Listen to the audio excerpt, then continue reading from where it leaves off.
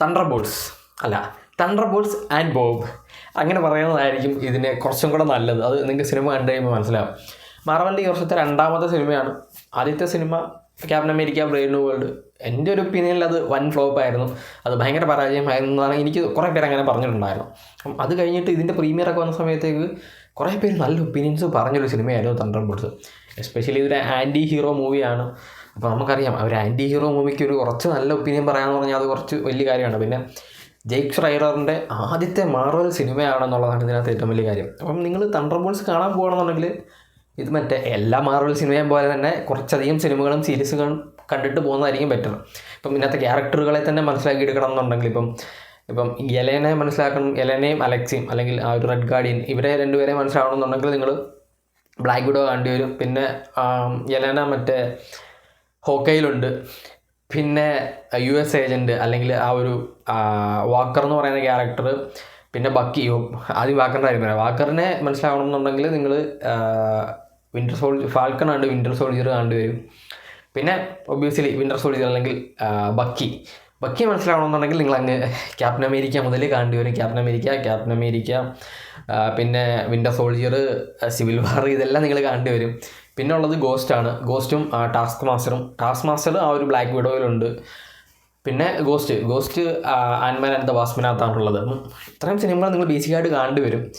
സിനിമകളും സീരീസുകളും കാണേണ്ടി വരും. തണ്ടർബോൾട്സ് എന്ന് പറയുന്ന സിനിമ ബേസിക്കായിട്ട് മനസ്സിലാവണമെന്നുണ്ടെങ്കിൽ, അതായത് ഇതിനകത്ത് ക്യാരക്ടറുകളെ മനസ്സിലാക്കണം എന്നുണ്ടെങ്കിൽ, ഈ ഒരു സിനിമ നടക്കുന്നതിൻ്റെ ഒരു ഇവൻറ്റ്സ് നടക്കുന്ന എപ്പോഴാണെന്ന് ചോദിച്ചു കഴിഞ്ഞാൽ ഈ പറയുന്ന captain America Brave new world എന്ന് പറയുന്ന സിനിമയുടെ സ്റ്റോറി കഴിഞ്ഞിട്ടുള്ള കുറച്ച് മാസങ്ങൾ കഴിഞ്ഞിട്ടുള്ള ഒരു സ്റ്റോറിയാണ് ഇതിനകത്ത് കാണിക്കുന്നത്. ഒബ്വിയസ്ലി ഇതൊരു ആൻറ്റി ഹീറോ മൂവിയാണ്. നിങ്ങൾ ഒരിക്കലും അടുത്തൊരു അവഞ്ചേഴ്സ് പ്രതീക്ഷിച്ചൊന്നും ഈ സിനിമ കാണാൻ പോരുത്, അല്ലെങ്കിൽ അങ്ങനെ ഒരു സിനിമ പ്രതീക്ഷയെ പോലെ ഇത് ഇതിനകത്ത് ആക്ഷൻ സീക്വൻസുകൾ ഇല്ലെന്നൊന്നല്ല ഞാൻ പറയുന്നത്.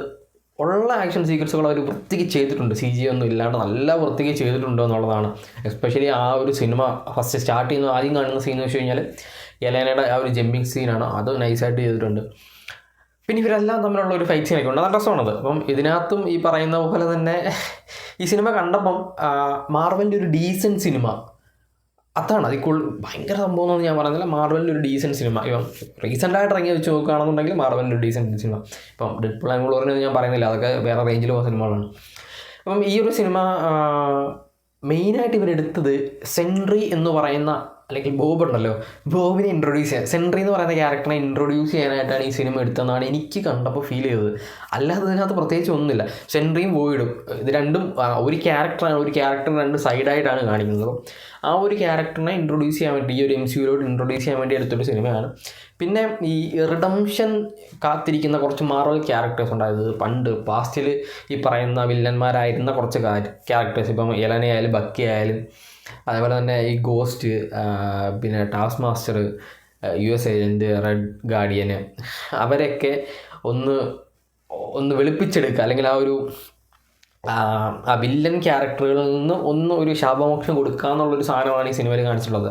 അതായത് ഇനി വരുന്ന ഫ്യൂച്ചർ സിനിമകളിൽ വി ഹാവ് ടു എങ്ങനെയാണ് എന്ന് വെച്ച് കഴിഞ്ഞാൽ കിട്ടാവുന്ന ക്യാരക്ടേഴ്സ്, കിട്ടാവുന്ന സൂപ്പർ ഹീറോസിനെ എല്ലാം ഒരു ടീമാക്കുക എന്നുള്ളതാണ് മാർവൽ ഇപ്പോൾ ചെയ്തുകൊണ്ടിരിക്കുന്നത്. അതായത് ഇനി വരാൻ പോകുന്ന ഇവൻറ്റ്സ് അത്രയും വലുതാണ് എന്നുള്ളതാണ്. ഇപ്പം ഡൂംസ്ഡേ ആയാലും സീക്രട്ട് വാർ ആയാലും നമ്മൾ ഉദ്ദേശിക്കുന്ന പോലത്തെ സിനിമകളൊന്നും അല്ല. ഇപ്പം അവഞ്ചേഴ്സിൽ കണ്ട പോലെ ലോക്കിയെ പോലെ ഒരു വില്ലനൊന്നും അല്ല. അതിനൊക്കെ വേറെ റേഞ്ചിൽ പോകുന്ന സാധനങ്ങളാണ് കാണിക്കാനായിട്ട് പോകുന്നത്. ഇപ്പം ഇതിനകത്ത് സെൻട്രി എന്ന് പറയുന്ന ക്യാരക്ടറിൻ്റെ ആ ഒരു നിങ്ങൾ കോമിക്സിലുള്ള ആ ഒരു ഫുൾ പൊട്ടൻഷ്യൽ ഒന്നും ഇതിനകത്ത് കാണിച്ചിട്ടില്ല. ജസ്റ്റ് ആ ഒരു കാണിച്ച പോലെ ഇത് കുറച്ച് ഇമോഷണലാണ് ഈ സിനിമ എന്നുള്ളതാണ്. ഒരു ഇമോഷണൽ റോളർ കോസ്റ്റർ. ഇപ്പം യെലേനയുടെയും ഈ പറയുന്ന സെൻട്രി അല്ലെങ്കിൽ ബോബിൻ്റെയൊക്കെ ഒരു ബാക്ക് സ്റ്റോറിയൊക്കെ കാണിച്ചു പോകുന്ന, ഇവരുടെ ഒരു ഇമോഷണൽ സാധനങ്ങൾ, ഇവരുടെ പാസ്റ്റ് ഹോണ്ട് ചെയ്യുന്ന സാധനങ്ങളൊക്കെ കാണിച്ചു പോകുന്നു. അപ്പം ഇതും ഈ പറയുന്ന ഇതിനകത്തെ മെയിൻ വില്ലനായിട്ട് വോയിഡാണ്. പിന്നെ വാലന്റീന എന്ന് പറയുന്നൊരു ക്യാരക്ടറിനെ കാണിക്കുന്നുണ്ട്. പുള്ളിക്കാരിയാണ് ഇതിനകത്ത് ഈ പറയുന്ന നമ്മുടെ അവഞ്ചേഴ്സ് ടവർ വാങ്ങിയിട്ട് അത് വാച്ച് ടവർ ആക്കുന്നതും. പുള്ളിക്കാരി ഇതുപോലെ ഒരു സൂപ്പർ സെറം വെച്ചിട്ട് സെൻട്രി പ്രോജക്റ്റ് എന്ന് പറയുന്നൊരു പ്രോജക്റ്റ് ഡെവലപ്പ് ചെയ്യുന്നു, അല്ലെങ്കിൽ ഈ പറയുന്ന സൂപ്പർ ഹ്യൂമൻ സ്ട്രെങ്ത് കൊടുക്കാൻ പറ്റുന്നൊരു സാധനം സെറ്റ് ചെയ്യുന്നതും. അതിനെ റിലേറ്റ് ചെയ്തിട്ട് ഈ സെൻട്രി വരുന്നതും, പിന്നെ ഒരു സെൻട്രിയുടെ ഡിഫറെൻറ്റ് സൈഡ്സൊക്കെ ഉണ്ട്, അതൊക്കെ കാണിച്ചു പോകുന്നതും ഈ പറയുന്ന. പിന്നെ അതിൻ്റെ ക്ലൈമാക്സ് ഭയങ്കര ഫണ്ണിയായിട്ടാണ് കാണിച്ചിട്ടുള്ളത്.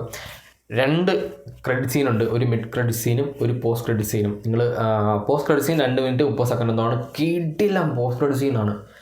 കിടിലം എന്ന് വെച്ചാൽ കിടിലം പോസ്റ്റർ സീൻ. അതിനകത്തൊരു സാധനം കാണിക്കുന്നുണ്ട്. അടുത്ത സിനിമ, അടുത്ത് വരാൻ പോകുന്ന സിനിമകളുണ്ടല്ലോ, അതിനെ റിലേറ്റ് ചെയ്യുന്ന ഒരു സാധനമാണ്. അത് ഞാൻ ഒട്ടും പ്രതീക്ഷയില്ല ആ സാധനം കാണും എന്നുള്ളത്. പക്ഷേ അതൊരു കിടിലം സാധനമാണ്. അപ്പം ആ 2 ക്രെഡിറ്റ് സീനും കാണാനായിട്ട് ശ്രമിക്കുക. ഒരു 2 മണിക്കൂറുള്ള സിനിമ, 2 മണിക്കൂർ 6 മിനിറ്റുള്ള സിനിമയാണ്. It's A good movie, good experience. അതാണ് ഇപ്പം പറയുന്ന ക്യാപ്റ്റൻ അമേരിക്ക ബ്രേവ് വേൾഡ് വെച്ച് കമ്പയർ ചെയ്യുന്ന സമയത്ത് ഇതൊരു നൈസ് പടമാണ്. ഒരു നൈസ് ഫ്ലോയിലാണ് പടം പോകുന്നത്. എസ്പെഷ്യലി ഒരു ആൻറ്റി ഹീറോ മൂവി ആയിട്ട് തന്നെ നമ്മളെ ബോറടിപ്പിക്കാതെ കൊണ്ടുപോകുന്നുണ്ട്. പറയുന്ന പോലെ ഒരുപാട് ആക്ഷൻ സീക്വൻസുകളും ഫൈറ്റുകളും ഒന്നുമില്ല, കുറച്ച് കഥയൊക്കെയാണ് പറഞ്ഞു പോകുന്നത്. പിന്നെ ഈ പറയുന്ന സെൻട്രേ എന്ന് പറയുന്ന ക്യാരക്ടർ വോയിഡ് എന്താണ്, ആ സാധനങ്ങളൊക്കെ കാണിച്ചു പോകുന്നു. അതാണ്. പിന്നെ അവഞ്ചേഴ്സ് വരുന്നില്ല എന്നുള്ളത് ട്രെയിലറിനകത്ത് കാണിക്കുന്നുണ്ട്. അവഞ്ചേഴ്സ് എവിടെയാണ് എന്നുള്ളത് ഇപ്പോഴും നമുക്ക് മനസ്സിലായിട്ടില്ല. അതൊക്കെ ഇനി അടുത്ത സിനിമകൾ കാണിക്കുമായിരിക്കും. അങ്ങനെ മാർവലിൻ്റെ സൈഡിൽ നിന്ന് ഒരു ഡീസൻറ്റ് സിനിമ കണ്ടൊരു എക്സ്പീരിയൻസ് ആയിരുന്നു. നിങ്ങൾ കണ്ടു നോക്കുക.